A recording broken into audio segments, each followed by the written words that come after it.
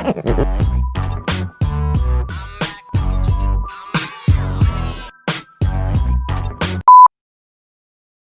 up, everybody? Welcome to Call to the Bullpen, presented by Capital Sports Media Network. I'm David Payne, alongside co-hosts Jimmy Miller and Brad Zampar, and it's time to play ball.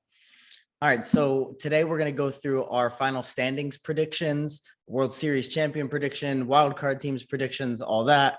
But first, we have some news to get into with our quick hits. Kicking that off, let's talk about the Ghost Runner coming back to second base. I think on the first episode, I threw my hands in the air and said good riddance to that. And of course it comes back. It's the Ghost Runner. So of course it comes back to haunt us. Guys, I'm vehemently opposed to this. What are your guys' takes on this? I don't like it either, unless you're John Heyman, who seemingly loves it. I'm not a fan. I think it's not something that professional baseball should have. It's something that, if baseball were a time limit sport, then yeah, sure, but it's not. You play until the last out. You play until a team wins. That's the way I think it should be. No Ghost Runner. Yeah, I don't like it either. It's like you said, it's just not the way baseball's played. I guess if it's really only for this year, we can deal with it for another year, and it is what it is. But as long as it goes back to how it always is in 2023, then whatever. Yeah, I agree that hopefully it's just for this year, but I feel like we've heard that before. We heard that in 2020. We heard that last year, 2021. We're hearing that again. This is the third year of it's just for this year. So I can't say I'm optimistic, because it seems like something MLB really wants to push to shorten the game. And I've talked over and over about how, I've never wanted a baseball game to end. But I guess if we were to find some way to compromise, since they're so, into doing this rule, Jimmy, you brought up in our group chat possibly doing it in the 12th inning or something like that, not right away in extra innings, but at the point where, the average person would probably be like, all right, come on, let's hurry it up. So I think that there's a compromise there, but I don't know. I'm with you, Jim. I think that the beauty of baseball is that it's not a time limit game, right? There's no ticking clock. You play until the last out. So I agree with everything that you guys just said. Now onto a subject that might be a little touchy with some Yankees fans right now, and that's Aaron Judge. And the Yankees set to make an extension offer to Aaron Judge.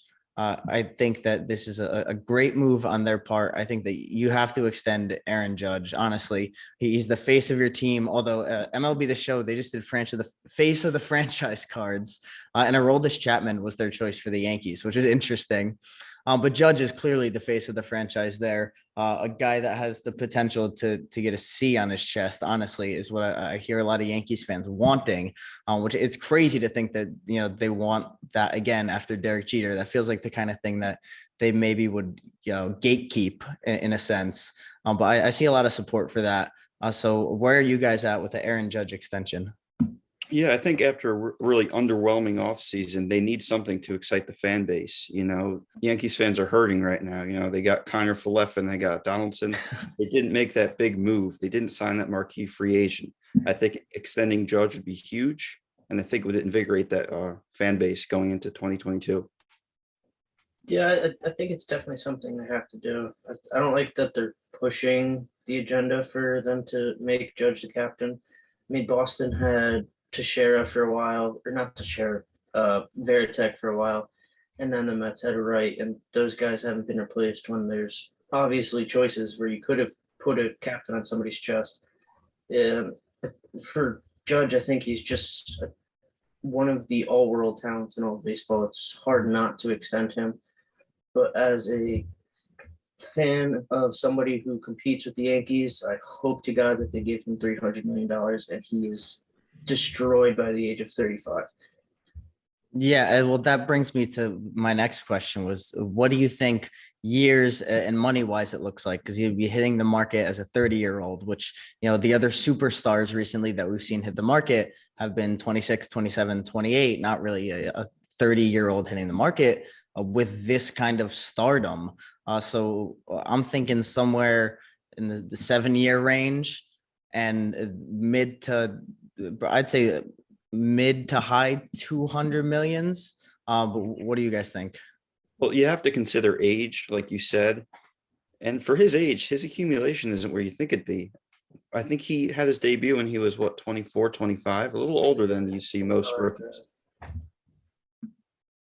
But yeah, I think he's gonna hold out for at least 7, and if they don't come to that, I wouldn't be surprised to see if they trade it. But that's long down the road of him and them just not coming to terms. But I think Heyman said that they're expected to offer somewhere in the 5th highest range, which would be just below. I think the other 4 have been above 300, and it'd be just below 300, which I don't know if I'd go that high for him, honestly. I think I'd feel much more comfortable in the 250 to 260 range. Yeah, I don't think that you can go above 300 for a 30-year-old outfielder. You figure you're getting 3 to 4 years of peak production before he starts to decline. So I don't see the $30 million a year potential there, and especially being a guy that you're extending, not bringing in as a free agent. You'd hope that if he wants to be a Yankee, there's some sort of hometown discount there. But moving on to a money subject with the Baltimore Orioles, Brad and I's favorite team. And we talk about a lot of teams and criticize a lot of teams on here. And in order to do that, we need to make sure that, our own house is clean and in order. And we have to talk about John Means and Trey Mancini, who are asking for $8 million and $3.1 million respectively. And the Orioles are taking them to arbitration over it. And it's pathetic, really. I'm upset.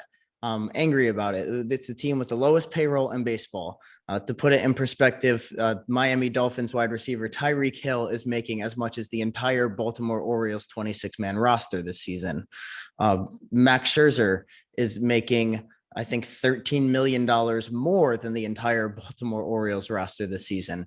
And yet they're arguing with their 2 star players, going to take them to court and essentially argue why they're not worth what they think they're worth.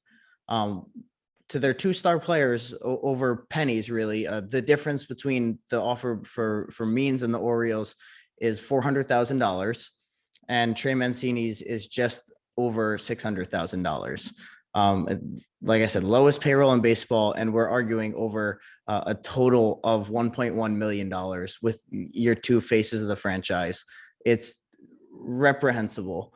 And I want to go to Brad first on this one because it's hard, close to home. But how you feel about this?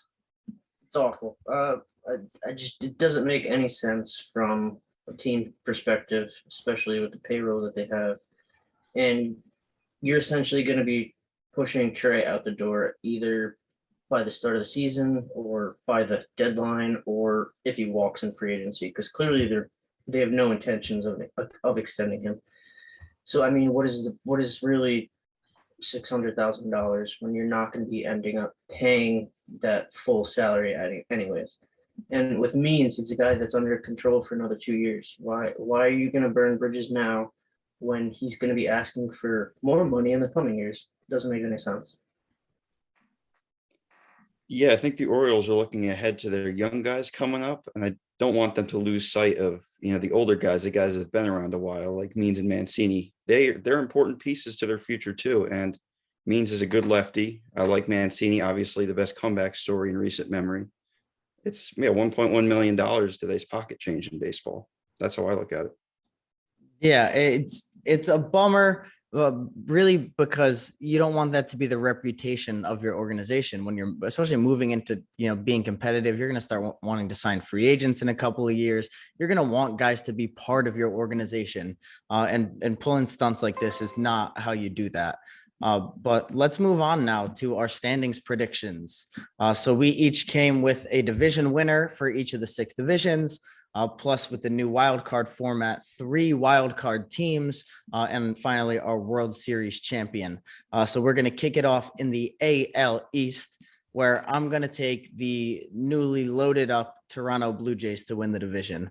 I think they're arguably the best roster in the American League. I think that in a really tough division, they have what it takes to compete with the Rays, Yankees, Red Sox finally, and I see them coming out on top. Yeah, I totally agree. I went with the Blue Jays as well. They don't really have a true closer. I like Jordan Romano as a setup guy. They could have maybe signed Kenley or a proven closer, but yeah, I think they're winning the AL East. Yeah, I went with the Rays. Honestly, it was just because they've shown me no reason to bet against them in the past 5 years. I mean, the Blue Jays, they're gonna have all the talent in the world, but they're not gonna be tested to go the entire season like this as being favorites in their own division. So I'm sure they're gonna hit speed bumps along the way. And I'm just gonna take the Rays here as a pretty good chance of repeating. All right, so moving on to the AL Central. In my opinion, this one's a bit of a runaway division. I think that we won't be saying that next year, maybe, and in the coming years, that could really be a toss-up of a division. But I think the White Sox run away with it right now. Yeah, I want White Sox as well. I love that lineup. I love that bullpen. White Sox for sure. Yeah, I also took the White Sox. I don't think there's a team that can honestly push them this year, which makes them as a de facto favorite. So onto the West, I think we could have a bit of toss up here with how good my choice, the Mariners look now. New look Mariners reloaded this offseason in a very similar way to what the Blue Jays did. In fact, they went and got the Blue Jays ace from last year. So I'm going to take the Mariners to squeak one out over the Astros this year. Yeah, I went with the Astros. I think the Mariners are always questionable down the stretch. I like Dusty Baker, and I want him to get that first World Series ring. Yeah, I went with the Astros too. I feel like replacing Correa is obviously going to be very hard, but I think that lineup is still on the come up. You have two young guys who aren't being talked about enough, and Jordan Alvarez and Kyle Tucker. And then it just seems like every arm that they threw out there in the postseason was a young kid who had electric stuff. Yeah, so we're going to hop over to the NL East now, where I'm going to take the World Series champions to repeat. I think that they did a good job this offseason of really saying, hey, we're going for another one. We're not happy with just one. We want to repeat as champions, and I have them repeating at least as the NL East champions. Yeah, I went Braves as well. Losing Freddie Freeman was tough. You know, it's definitely a knock to their culture, but they still have a lot of guys like Albies, Ozzy Albies, Swanson. The team culture is still there even without Freddie, and getting Matt Olson was huge. Good replacement. So yeah, I'm going Braves. I went with the Mets here, honestly, because when you have the two best starting pitchers in all of baseball, that is 2 win days out of 5 every single week. If you squeak out 2, maybe you just get 1. That's still a high winning percentage as it is. And I feel like if those two are healthy throughout the whole year and they start 30 games each, I think there's a very strong chance that they win that division. And you just heard Brad say that they have the top 2 starting pitchers in all of Major League Baseball. If you want to find out who the other top 5 starting pitchers are in baseball, you could check that out on our Instagram. We just posted our top 5 starting pitchers and top 5 relief pitchers. We're going to be doing top 5s every weekday moving forward until the start of the season. But now we're going to move to the NL Central, where I'm going to take a bit of a wild card here. And I'm going to say that the Cubs win the division. I think that there's an interesting culture there that I think can be really fun. And I think that when you're playing loose, fun baseball, you play really good baseball. So I see potential for a breakout year from the Cubs. Yeah, I went Brewers. I like that 1-2 punch of Burns and Woodruff. I think Yelich has a bounce back season, even though he's had injury lingering. But I like the Brewers for that Central. Yeah, I like the Brewers too. That 1-2 punch is up there. Is one of the best few in baseball. And then something I felt they missed really, really last year was an offensive power bat, and they kind of got that with Renfroe. So I like that, and I like them to repeat. Now we're going to move on to one that I think we're all going to be in agreement on. And I think most of the baseball world is in agreement on. And it's the NL West. And the same answer as every year previous for like the last 5 years. And that's the LA Dodgers to take that one. I don't think I even need to give any explanation. Yeah, the aforementioned Freddie Freeman to the Dodgers. That's a huge, huge addition. And I think they win that West pretty easily. Yeah, also one of the Dodgers. It's the talent on that team is just crazy. It's something that we've never really seen before besides other Dodger teams in recent history. So I'll easily take them to repeat. Yeah, so now we're going to go to the expanded playoff format with the three wild cards. So for the American League, the three teams that I have as the wild cards are the Red Sox, the Astros, and the Tampa Bay Rays, which means on my side of the bracket, at least, that is a Yankee-less playoff, which is sure to rile some people up. But I think that the Red Sox did a really good job of again saying that in a competitive AL East we're not going to back down. We're going to try and bring in Trevor Story and compete. I like what you guys said about the Astros. Jordan, Kyle Tucker, they brought JV back. That's a really solid team. Like I said, I think the Mariners will just squeak it out over them, but I think they're definitely a playoff team. And then the Tampa Bay Rays are 90 something wins every year without fail. So I can't bet against the Rays. Yeah, I went with the Rays, Mariners, and Red Sox. I didn't have the Yankees either. I don't think they did enough this offseason to really earn a spot, in my opinion. Yeah, I went with the Blue Jays, the Yankees, and the Mariners. Blue Jays, obviously, I think they're going to be legit as people are talking about. The Yankees, I did throw in there simply because I feel like as much as everybody gives them stuff, they're always there at the end of the year. And I know that they've had an awful offseason. I've been very critical of them as it is, but I just seem that they always seem to find a way at the end of the year to at least get to the dance. And my final one was the Mariners. I think they finally get over the hump this year and will be in the playoffs. All right, so hopping over to the NL wild card now. I have the Padres, the Mets, and the Phillies. I think the Mets did too much to fail. We say that all the time, but I think they finally did too much to fail. I think that I'm taking a chance on the Phillies just because I think that lineup has so much potential that I'll take my chances that they just mash their way to the playoffs. And I agree that the Padres, it can't be as bad as they were last year. So I see a turnaround there for them, getting Clevenger back in the rotation there.